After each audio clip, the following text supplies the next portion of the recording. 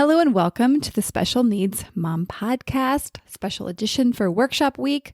You've made it to episode 120, which is for Friday, the day after Thanksgiving. Today we're going to talk about rest. But before we do, I want to make sure you have not neglected to do one small action, and that is sign up for the Unchallenge, which is a Unchallenge that I'm hosting next week through all of December. And this is an opportunity for you to step into some intention through this holiday season and just give yourself this simple gift, which happens to be free, of joining a force of women who are examining where they're at and wondering how they might have it go a little bit differently. Back to today's content. Today is rest when it feels impossible or out of reach. Specifically, we're going to look at rest as a state of being rather than something that you're doing or not doing. I want you to just check in with yourself. It's the day after Thanksgiving if you're listening to this live, but I think this conversation applies anytime you listen to it.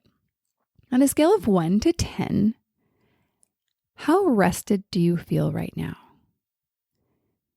1 being not at all, and 10 being fully. My guess is you're on the bottom half of that scale.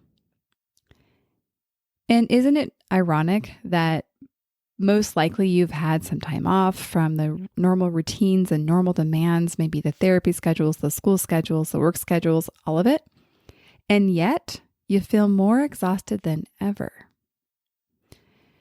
So I want you to just picture, how do you define rest? How do you picture rest? Is it that you picture yourself sitting on a couch reading a magazine? Or perhaps for you, it's watching TV or reading a novel. Maybe the only picture you have of yourself resting is on vacation, which you haven't taken in the last few years, and you haven't figured out how to do well with your child. One thing that I just thought of is, my guess is that you might be able to picture other people resting, but when you try to picture yourself resting, at rest, without resistance, at rest with presence, that you probably have a very hard time picturing it. Like I said, maybe you can picture other people, but actually picturing yourself in this place probably feels very, very distant. And let's look at quickly why this might be so. And it refers back to episode 116 I did on Monday. And this is looking at the focus that you've likely been fixating on your child. This is happening in, for sure, stage 1, but definitely in stabilized yet self-sacrificing stage, this stage 2. And the idea, this is what's really interesting. In this stage, the idea of rest feels like it's against your child's well-being. You're in this either-or conversation that it's either you do what your child needs or you do what you need. And you're absolutely unwilling to not let your child get what they need. And so by default, you're an absolute no to yourself.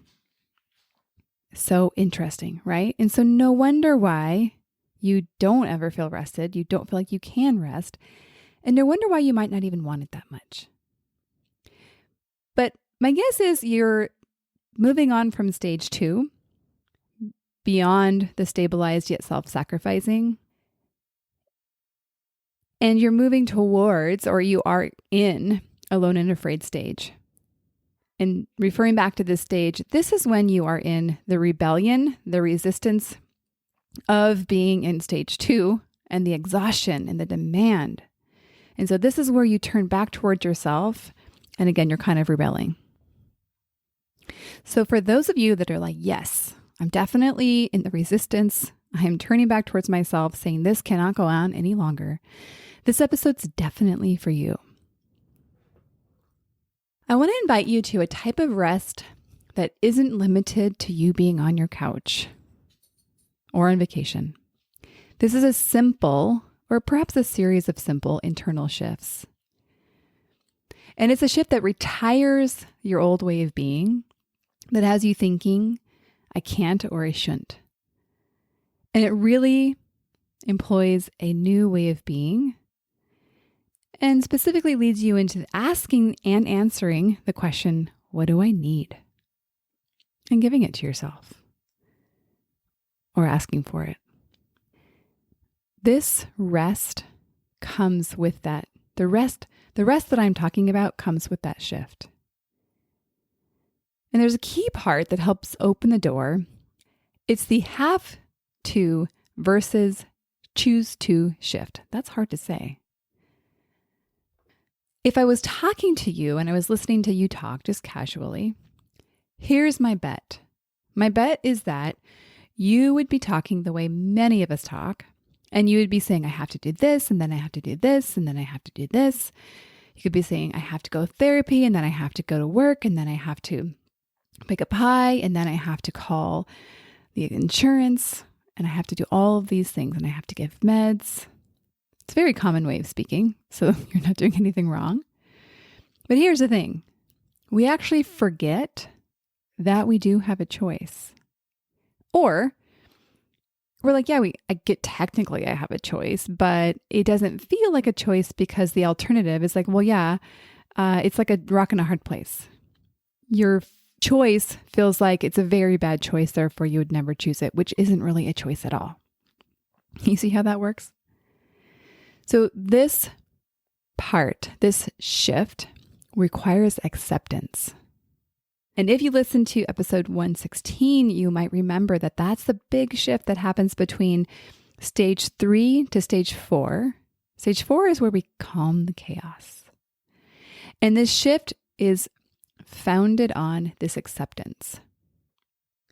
And there's this letting go that happens. And a lot of us fear that this letting go means that we'll stop showing up for our child. And so that's why it feels so threatening. But the opposite actually happens. What happens is you show up for your child in a way you never have, because now you're not coming from this place of desperation and depletion. You're coming ready to play. Like as in maybe actually play, but it's like, I want you to picture like showing up to the game, like warmed up, ready to play versus kind of getting dragged to the playing field, exhausted, half asleep, miserable, resentful.